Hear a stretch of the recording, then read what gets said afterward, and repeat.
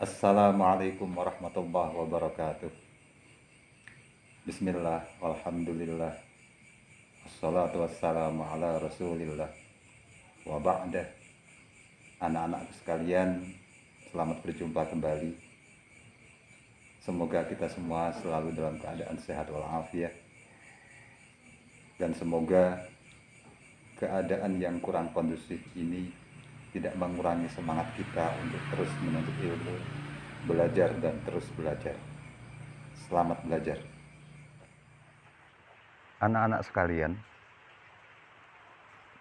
untuk materi PPKN pada kali ini adalah kita belajar tentang keberagaman suku, agama, ras, dan antar golongan dalam bingkai Bhinneka Tunggal Ika. Kita tahu bahwa Indonesia itu adalah negara yang sangat unik, negara besar dengan bangsa yang sangat unik. Begitu banyak suku bangsa yang menetap di Indonesia, baik suku bangsa, agama, dan ras. Uniknya mereka semua hidup berdampingan dan damai. Demikian itu karena didasari oleh kesadaran masyarakat tentang pentingnya hidup berbangsa, pentingnya hidup bernegara, berdasarkan Bhinneka Tunggal Ika. Ada beberapa faktor yang menyebabkan masyarakat Indonesia bisa begitu beragam. Yang pertama adalah karena letak strategis wilayah Indonesia. Yang pertama. Yang kedua, karena kondisi negara Indonesia yang berwujud kepulauan. Yang ketiga, yang C, karena faktor penyebab perbedaan kondisi alam Indonesia. Yang D, karena faktor transportasi dan komunikasi yang ada di Indonesia. Lalu yang E, faktornya adalah karena penerimaan masyarakat terhadap perubahan. Itu adalah faktor-faktor yang menyebabkan keberagaman masyarakat yang ada di Indonesia. Anak-anakku sekalian, seperti kita ketahui bahwasanya Indonesia itu adalah negara yang sangat strategis. Letak negara Indonesia itu berada pada jalur perdagangan dunia atau internasional. Kenapa bisa demikian? Semua itu karena disebabkan oleh suburnya atau sumber daya alam yang ada di Indonesia itu begitu melimpah.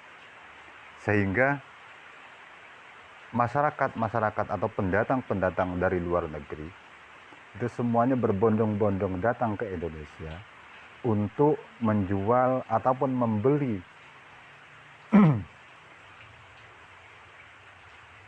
produk dari Indonesia atau menjual dagangan mereka untuk dijual ke Indonesia.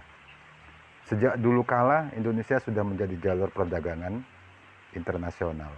Sekali lagi, semua itu karena disebabkan oleh kekayaan sumber daya alam yang ada di negara Indonesia.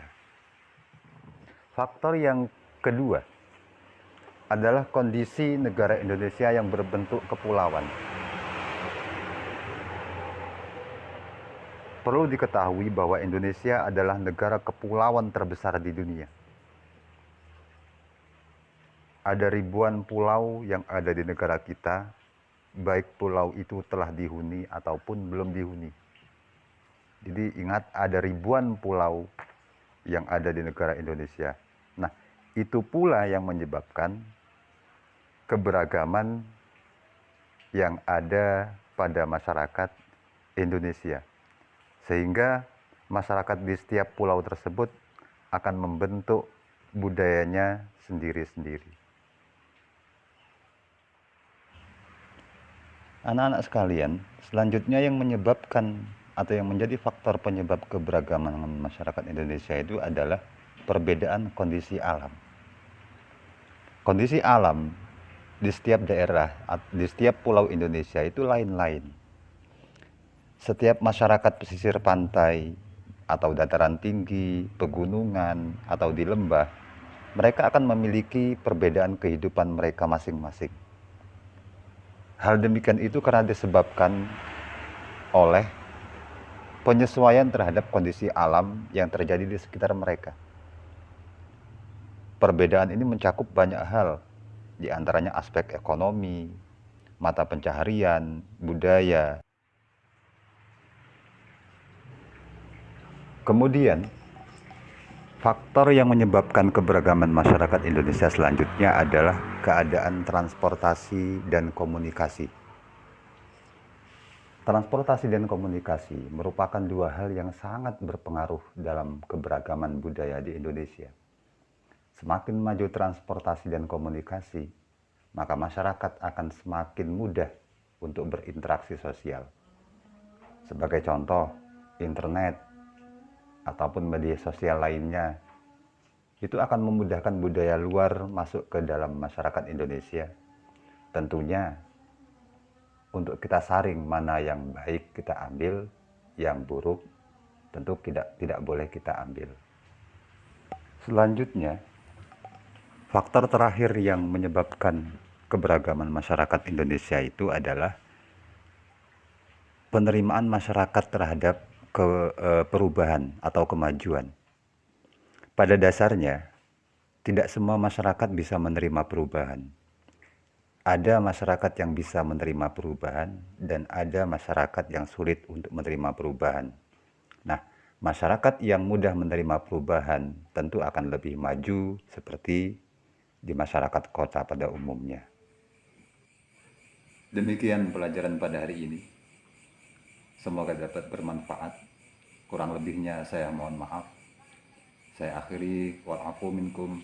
Wassalamualaikum warahmatullahi wabarakatuh.